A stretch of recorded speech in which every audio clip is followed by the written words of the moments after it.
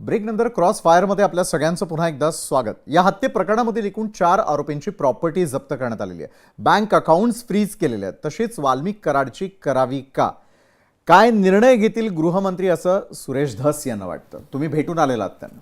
नाही, मी भेटून आलो, परंतु काय आहे की प्रॉपर्टी जप्त करण्याचा तातडीचा निर्णय जे सीएम साहेबांनी आयजींना त्या ठिकाणी सांगितलं असेल। बरं, वस्तुतः परिस्थिती अशी आहे की ह्या आरोपींची प्रॉपर्टी जप्त करण्याचं काम हे लीगल जे पोलीस डिपार्टमेंट आहे, हां, आता इथे CID आहे।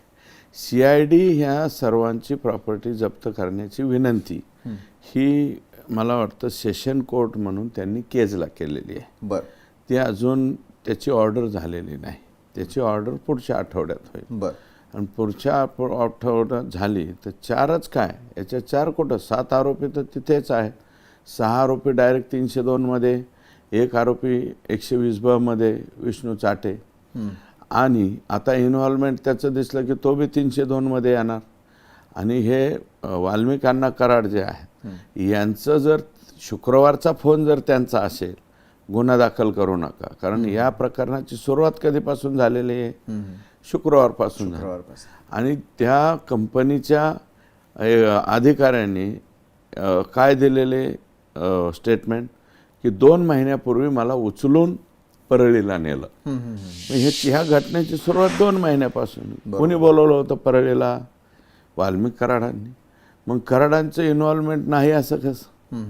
2 महिन्यापूर्वी ह्या अधिकाऱ्याला नेलं, त्याला बदललं। मी जे बाहेरून माहिती घेतली त्या अधिकाऱ्यांकडून यांनी 50 लाख रुपये घेतले, राहिलेले 1.5 कोटी लवकर दे म्हणून। यांना इतकी अतीव घाई झाली की यांना मंत्री झाले, मला वाटतं मंत्रिमंडळ स्थापन झालं की मग थांबायला कुठं वेळ आहे, लगेचच्या लगेच 1.5 कोटी रुपये आणून द्या म्हणून केलेला हा उद्योग आहे। त्याच्यामुळं ते 1.5 कोटीसाठी आता ह्या पोरांना काय मिळणार होतं त्यातून 10-20 हजार।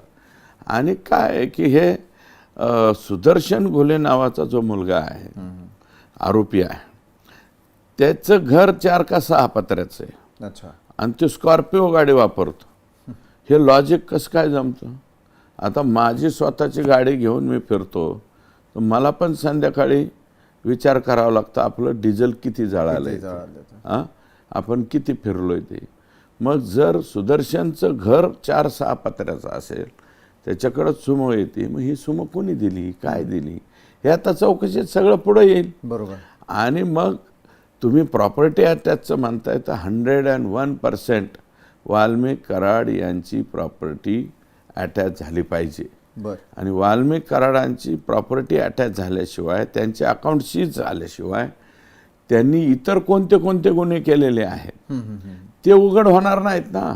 अच्छा, हा तर गुन्हा आपल्याला का वाटतं? पण का वाटतं म्हणजे हा माणूस, आमच्या घरातला माणूस कसं काय मारला तुम्ही? तो काय माझा सख्खा दुःखा कोणी नाही, पण माणूस या पद्धतीने का मारला हा माझा सवाल आहे। मग आता तुमचं जर सगळंच नाकेबंदी नाही केली तर हा 3च्या पुढं मारलाय, उद्याच्याला तुम्ही सकाळी 9 वाजता माणसं मारता, 10 वाजता माणसं का पेताना, काय सांगावं तुमचं? बरोबर आहे। अति तुम्ही गंभीर आरोप करताय। अति तिथे माती, यांनी अति केलेलं आहे, त्याच्यामुळे ह्यांची माती झाली पाहिजे आणि यांची राखच बाहेर निघाली पाहिजे। बरोबर, राख हा जो प्रश्न तुम्ही उपस्थित केला मी त्याच्यावर जाणारच आहे। मात्र तत्पूर्वी मला एक विचारायचं आहे की बीडमध्ये प्रकरणाला सुरुवात होते, केजमध्ये गुन्हा दाखल होतो, आत्मसमर्पण होतं पुण्यामध्ये, मग इतका काळ वाल्मिक कराड कुठे होते? 17 ते 31 तारखेसंदर्भात तुमच्याकडे काय माहिती? ते कुठे होते हे धनंजय मुंडे साहेबांना प्रश्न विचारा, ते लय लवकर उत्तर देतील।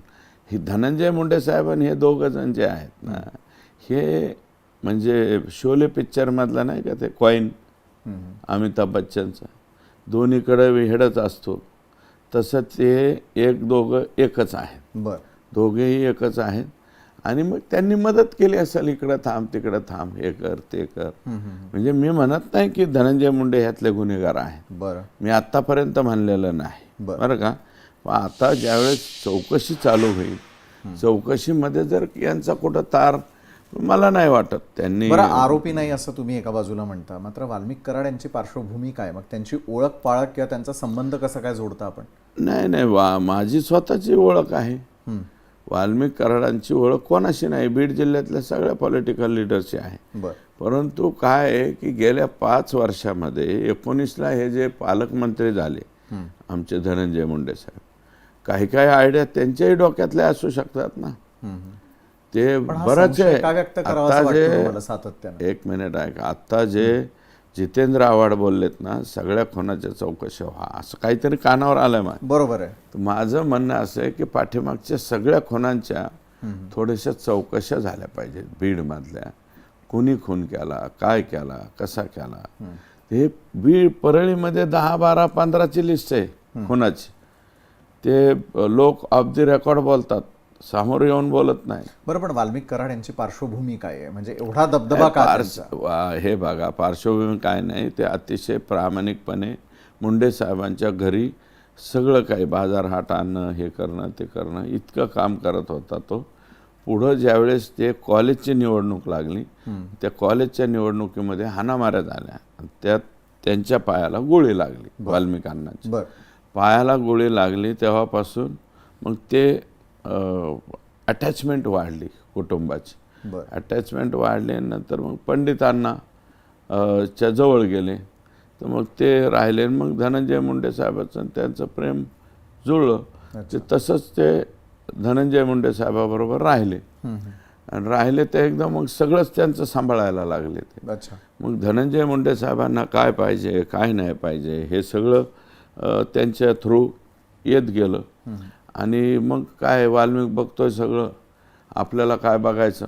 म्हणजे मी नाही म्हणत, पंकजाताई मुंडे बोललेले आहेत. बरं. पंकजाताई बोललेले आहेत ह्याच्यावर गडावर, भगवान भक्ती गडावर, की आत्ताच या वर्षीच्या दसरा मेळाव्यात क्लिप नसली तर मी पाठवून देतो उद्या, की ज्यांच्याशिवाय धनंजय मुंडेंचं पानही हालत नाही असे वाल्मिक अण्णा, म्हणजे खरंच पानही हालत नव्हतं.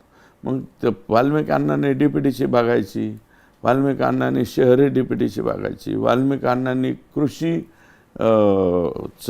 मंत्रालय मिळालं होतं ना आता त्यांना. त्यावेळेसपासून तर जरा अतिच झालं त्यांचं. 40 लाख रुपयाची काहीतरी 92 लाखाचा हार्वेस्टर आहे. बरं. त्याला केंद्र आणि राज्य सरकारचे पैसे मला वाटतं.